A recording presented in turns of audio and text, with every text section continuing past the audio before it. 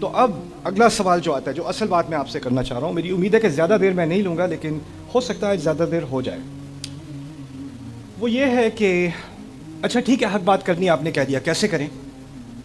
اور جو سامنے سے ری ایکشن آنا ہے اس کا کیسے سامنا کریں؟ اس کے بارے میں قرآن کیا ہدایت دے رہا ہے مجھے اور آپ کو؟ اس میں سے ایک بہت ہی خوبصورت مقام قرآن کا ہے جہاں پر اللہ تعالیٰ نے موسیٰ کو فرعون کا سامنا کرنے کی ہدایت دی. اور میں یہ بات اس لیے نہیں کہہ رہا کہ آپ یہ لیکچر سننے کے بعد کہیں ہاں اب میں اپنی ساس سے بات کرنے کو تیار ہوں کہ وہ مجھے تو پتہ تھا کہ وہ فرعون ہے، استاد نعمان نے کنفرم کر دیا کہ واقعی وہ فرعون ہے.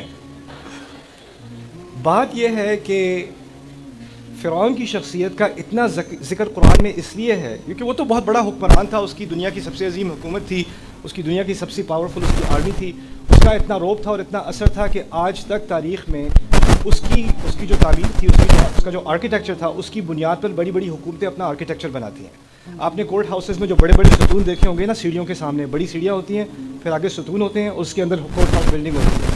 فرانس میں ایسا ہوتا ہے، آسٹریلیا میں ہوتا ہے، امریکہ میں ہوتا ہے، ہر جگہ ہوتا ہے. وہ اصل میں فرائض کی تعمیر ہے. وہ ان کا کہنے کا طریقہ ہے کہ ہم نئے فرعون ہیں.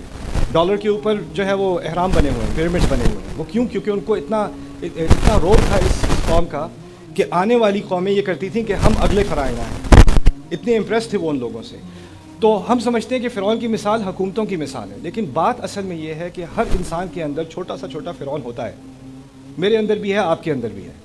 اور میں یہ نہیں کہہ رہا کہ آپ اپنے آپ کو فرعون آئیڈینٹیفائی کرو، یا اپنے چچا کو، یا اپنے ابو کو، یا اپنے بڑے بھائی کو، یا خالہ کو، یا چچی کو، لیکن اس کی جو ٹیکٹکس تھی نا، جو ترکیب وہ استعمال کیا کرتا تھا لوگوں کو کنٹرول کرنے کے لیے، وہ ایسے ہی نہیں حکومت پہ پہنچ گیا تھا.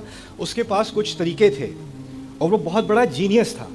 جس مقام پہ وہ پہنچا ہے، اس مقام پہ پہنچنا آسان کام نہیں ہے.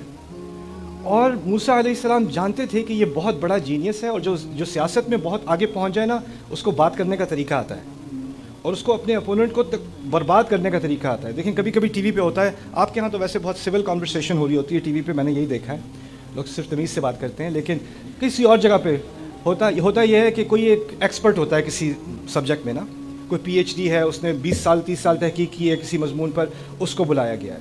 اور دوسری طرف جو ٹی وی کا میزبان ہے، جو اس کا ہوسٹ ہے، وہ اس کا انٹرویو کر رہا ہے، لیکن وہ دکھانا چاہ رہا ہے کہ یہ جو ایکسپرٹ ہے نا، اس کو کچھ نہیں پتہ. ٹھیک ہے؟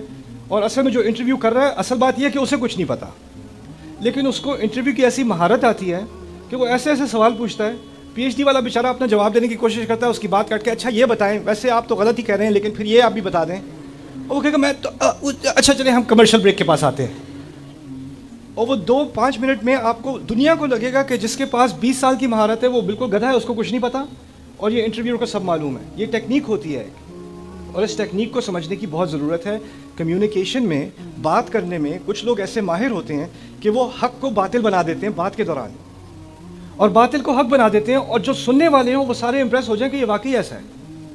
دوسری بات یہ ہے کہ اصل میں جب بات ہو رہی ہوتی ہے نا دو لوگوں کی، تو اس میں صرف معلومات نہیں ہوتی، اس میں نفسیات بھی ہوتی ہیں.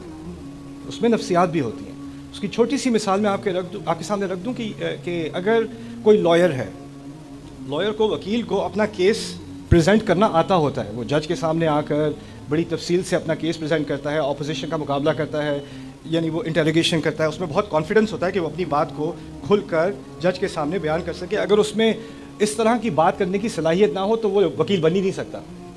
اور وہی وکیل کبھی ہوتا ہے ایسا جس کو اپنے بڑے بھائی سے، یا بھابھی سے، یا امی سے، یا ابو سے ایسی انگزائٹی ہوتی ہے، گھر جا کے اس کی امی کہتی ہیں، کوئی 1-2 باتیں کہتی ہیں، اس کا منہ بند ہو جاتا ہے، اس سے آگے سے بات ہی نہیں کی جاتی.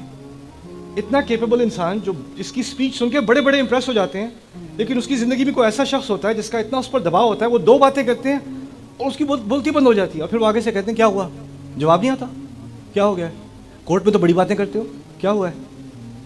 کیونکہ کچھ لوگوں کا ایک نفسیاتی اثر ہوتا ہے آپ کے اوپر، جس کو موسیٰ علیہ السلام نے سمجھایا ہے، وَيَضِيقُ صَدْرِي، میرا سینہ تنگ ہو جاتا ہے، وَلَا يَنطَلِقُ لِسَانِي، پھر میری زبان نہیں چلتی.